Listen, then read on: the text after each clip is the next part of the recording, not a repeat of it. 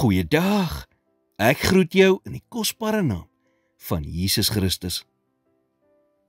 Dwars deur die Bybel lees 'n mens van gedenkstene wat opgerig is. Hierdie was gewoonlik opgerig wanneer God 'n wonderwerk gedoen het of sy volk verlos het. Hierdie klippe was nie vir versiering nie, maar het in die stilte gedien as 'n getuienis dat God presies gedoen het soos wat hy beloof het. Toe God die Jordaanrivier oopgekloof het en sy volk op droë grond deurgeloop het, het Joshua klippe opgerig sodat toekomstige geslagte dit sou sien en onthou. Dit was om te sê, die Here was getrou aan ons. Joshua het vir die volk gesê in Joshua 24 vers 27, kyk, hierdie klip sal 'n getuie teen ons wees, want hy het al die woorde van die Here gehoor wat hy met ons gespreek het, en hy sal 'n getuie teen julle wees, sodat julle jul God nie verloon nie. Ons het almal gedenkstene in ons lewens nodig.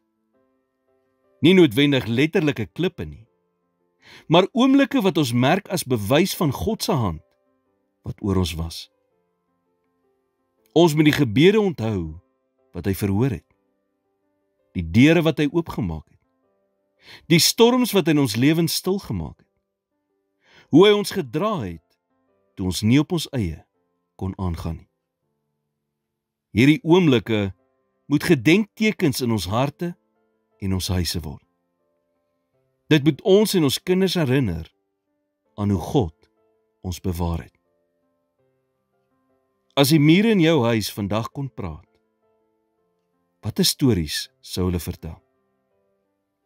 Nagte van gebed, trane wat jy al gestort het oor jou kinders, oomblikke wat jy gedink het jy finaal sou knak, maar God het jou onderhou, ongelukke wat jy oorleef het, verslawing wat jy oorkom het, donker plekke waar jy in jou lewe was, waar God se lig jou bereik het.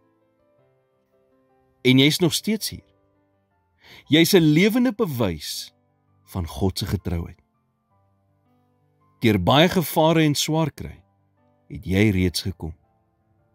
God se genade het jou tot hier gebring.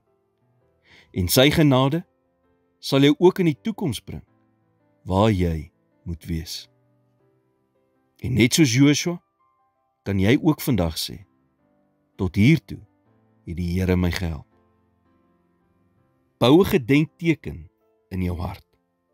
Vertel vir jou kinders alles wat God al vir jou gedoen het. Laat die klippe van jou lewe getuig dat die Here getrou was. Here, dankie vir elke oomblik van oorwinning en genade in my lewe. Mag my lewe 'n lewende gedenkteken wees aan u goedheid en genade. In Jesus naam bid ek dit. Amen.